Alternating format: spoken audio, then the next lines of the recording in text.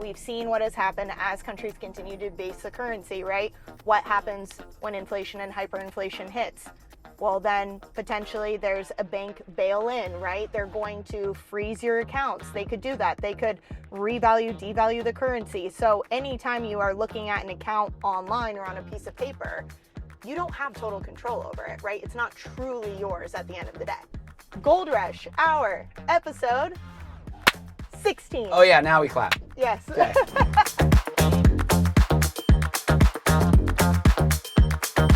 So much going on. So much. I don't know if you feel that way. It's like every day. Every day there's something new going on. But I actually thought it might be interesting to start today with something that you had mentioned the other day to me in the office. We were talking about commercial real estate in particular, and we were talking about Fed rates, and you were kind of sharing some of your insight around that topic that I thought was really interesting. Like my your perspective and thoughts around what's going on, because I know people watch the channel all the time and go, okay, I'm seeing all these empty buildings. No one's going back to work there. You know, this is going on. This is vacant. This is happening. How has this not all come crashing down yet? You know, I think that's something, it's not making sense, which I get. Right. So you and I were talking, and I think it was right after the rate cut, I think, It was right after FOMC meeting. Yeah, so I was sharing that this is just obviously my opinion, but, you know, commercial real estate has to function like a business. So the value is determined upon interest rates, revenues, you know, operating expenses, that kind of thing. So if you own a piece of property, let's say you own a commercial real estate piece of property for $1 million and you bought it and the rates were at 5%, and now rates go up, right? Yeah. Interest rates go up. Well, now you need to make more money in order to cover your debt, right? So if interest rates go up, then property values go down. If all other things are held even, right? But if rents go up commensurate with interest rates, then the property value might not be going down, because you have to factor all these things in. But so during the COVID era, rates were low and rents started rising, and especially for like apartment buildings, for example. And so the values of these properties went up after the COVID, and during COVID for like office buildings. Yeah. Is a great example, right? So you were talking about office. Let's just talk about office. So during the COVID era, everyone went home, and for a while there, everything just stayed even because we didn't know what was going to happen. But then there became this whole, we're not going to return to work. People started giving up their leases, exactly. Yeah. And then so, property values, when rates started going up during that time period, well, property values went down pretty dramatically, even in the multifamily space, 20 to 30%. So all of these commercial properties, for the most part, are on ARM loans, so adjustable rate mortgages that are short term. They can be fixed, but they're generally short term, like 3, 5, 7-year loans. And so a lot of these loans are coming due. So let's say you own this $1 million piece of property, and interest rates went up, and in commercial office space, less tenants, so revenues also went down. So the property values dropped pretty significantly. Now all of these banks have been holding on to these loans on these commercial piece of properties, and the time frame is up, right? They had a 3-year or a 5-year, they're coming due, and so they have to refinance. So my point to you was, they have to lower the interest rates, even if it's not time, even if inflation is still high, they have to lower the interest rates, because these people that own these commercial properties have to refinance. Well, the only way, if you have $1 million property and it loses 30% of its value, let's say you put 30% down and you have a loan at $700,000, now it comes time and you have to refinance this. Well, the bank's going to require another 30% down. Yeah. So if you own this piece of property, you're going to have to come up with another $210,000 down in order to refinance it.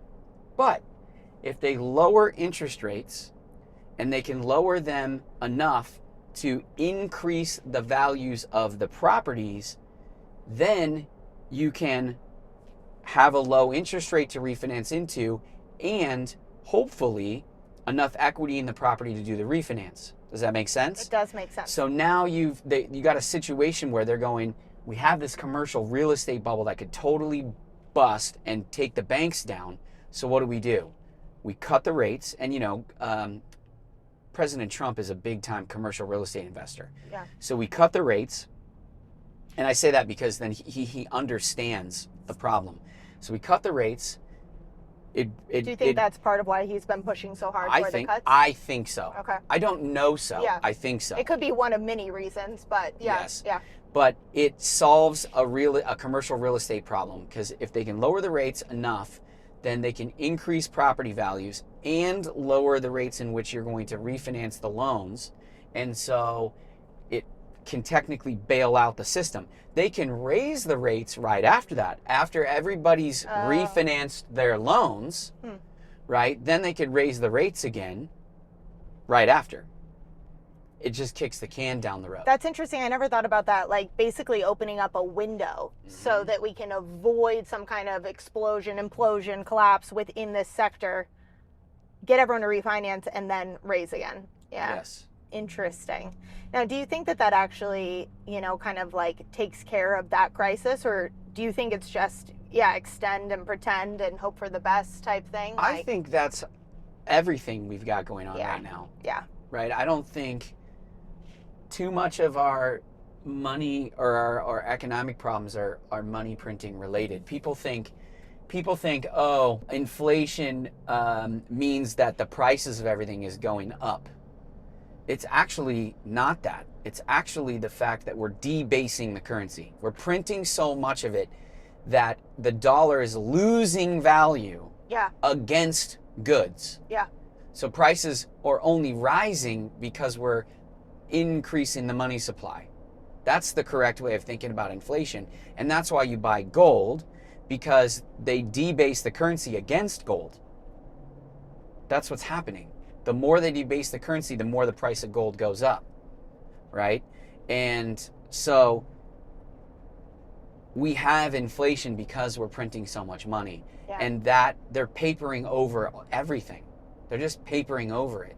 They're not really solving any problems, and that's why it's accelerating, because there isn't actually an intention to solve for a problem. No. It's only to paper over and continue to kick the can down the road until the powers that be are ready to reset the system. Yeah, that's crazy, but completely true. And I mean, I think gold also this week, every day hitting a new all-time high, day after day after day. That's been a big thing too. Obviously, we talk about gold and silver all the time, but I've seen a ton of comments from people asking different questions about gold as well. It's funny because I think maybe there is this sentiment, it's almost like split down the middle.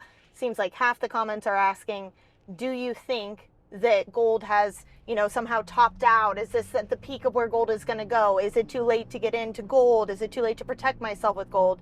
And then I see another kind of half of the comments saying, oh my gosh, this is just the beginning. Do you think we're going to hit 5,000 before the end of the year? A lot of price speculation. So I kind of see these two camps, which I think is interesting because everyone's looking at the same information but interpreting it very differently. Yeah, well, it'll always be just the beginning of the price rise until hyperinflationary reset occurs. Yeah. Period. Yeah. So is it too late to get in? No. If you're long term, then it's not too late to get in. And I would say $5,000 an ounce will look very cheap in the not too distant future, because if you think they're going to stop printing money, then you can say to yourself, okay, then I don't need to own gold. But if you think that they're going to continue to print money, then you should absolutely own it. Right. Because all you're doing is trading your dollars, saying it again, trading your dollars for real money, right? That's all you're doing. And so now, who knows if gold's going to hit $5,000 an ounce by the end of the year? Goldman Sachs is calling for it. I think JP Morgan's calling for it. But do we know? We don't know. Nobody knows. I think long term, we know the price is going higher. I mean, the fundamental value of gold is over $13,000 an ounce. I haven't done the calculation in a while, but it was $13,000 an ounce a year ago. So I can only imagine it's higher now with how much money we're printing. So Yeah, if we the know fundamental value of what gold actually should be based upon our current debt levels is over $13,000 an ounce, then gold at 3,800 is cheap. They're just, keeping it low because they've been keeping it low because of failing dollars and, a rising price of gold is an indication of a falling fiat currency, Yeah. right? But they've tricked us to think like inflation is normal, inflation is prices rising. It's not. It's the fact that the value of the dollar is losing value is why, because of money printing, is why the prices of things rise. Well, it's crazy. I like the way you say that they tricked us, because that's the thing. Ever since I was little, what I'm taught, what I understand, what the media tells me, all these different things is that fiat currency, that the US dollar is real money, right? That's what we're taught in our society today. And that gold is an investment, a speculation, right? Whatever it might be, when in fact, gold is real money, true money, and the dollar is just a paper promise. There's no inherent value to it. It has no intrinsic value. Yep. And I think that's what's so crazy, though, is that it's almost like an unlearning that we have to go through. Yeah. And there are many people I talk to even who watch these videos, and they'll tell me they had to watch maybe X amount of videos before that concept finally clicked, or because again, it's almost so counterintuitive to how they've conditioned us over time. Yeah. If you own gold, you own a money that's beholden to no government, no policy maker. It's real. Yeah. It's real money. Yeah. You're your own bank. You've heard people say, be your own central bank. Mm-hmm. Well, if you're your own central bank, you own the real money. Yeah. Right? No one can debase that. No. That's why it keeps going up.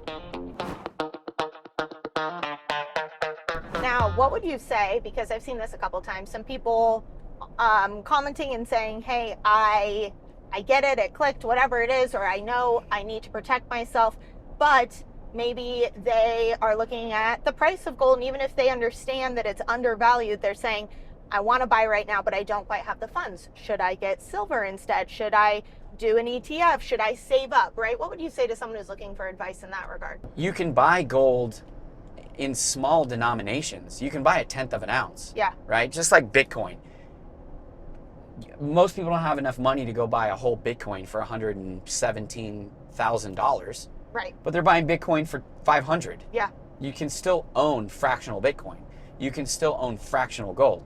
So you can buy a gram of gold if you want to own gold. Yeah. Right? And if you own $100 worth of gold and it goes up 45%, it's still going to be a gram of gold that's now has a higher value. It's going to be $145. Yeah. Correct. Yeah. So, yes, you can also buy silver. Silver's had a great run, actually, right alongside gold. It hasn't reached, it's getting close, but it hasn't reached its previous high set in 2012. It's getting close. It's getting close because the high of 50, I think we're at 47 something an ounce today.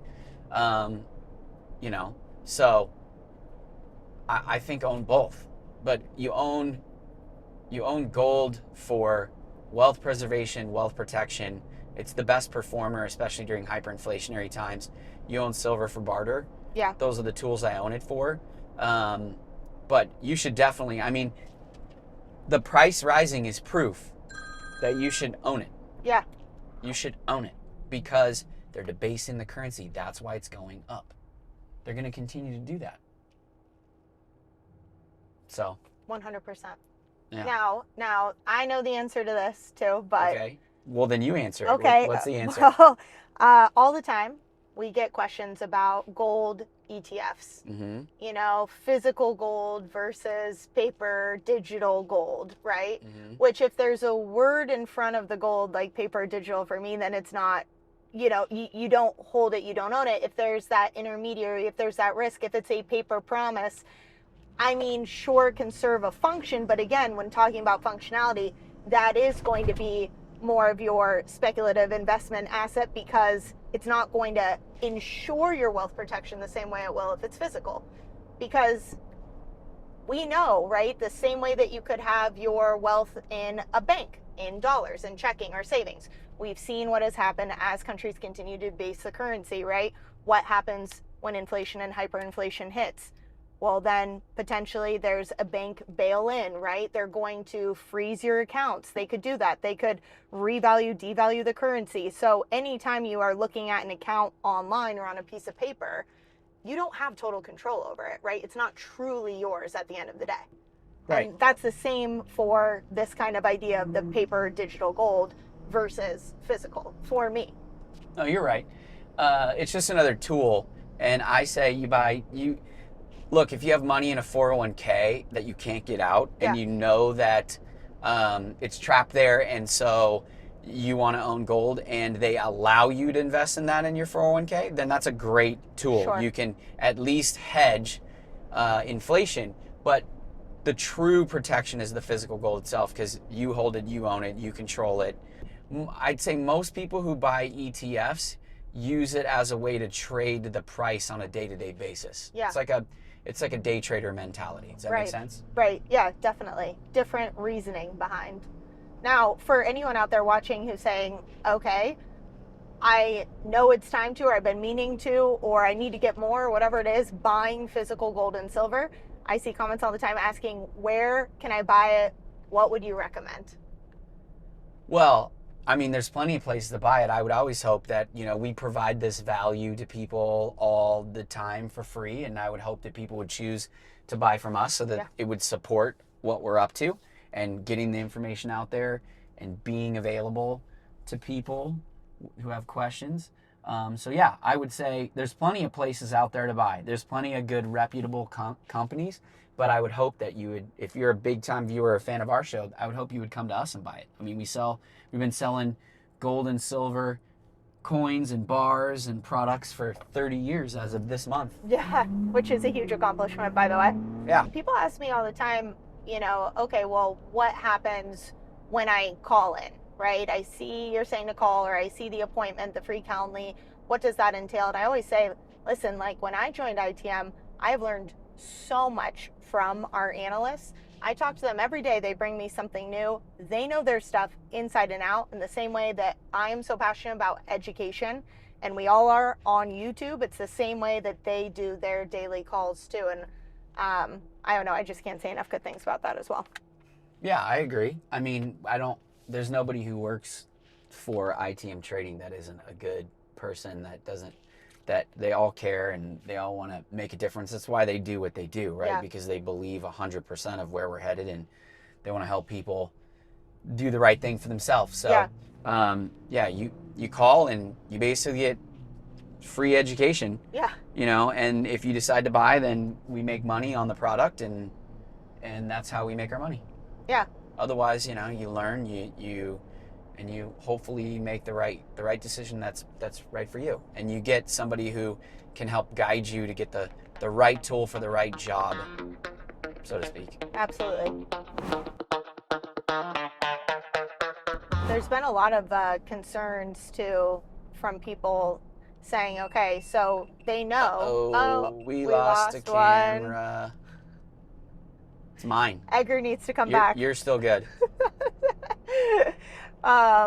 When people were asking, okay, so, the Fed's cutting rates, the printing's not stopping, right? Like, danger ahead. We all know, we all feel, we all see it, the writing's on the wall.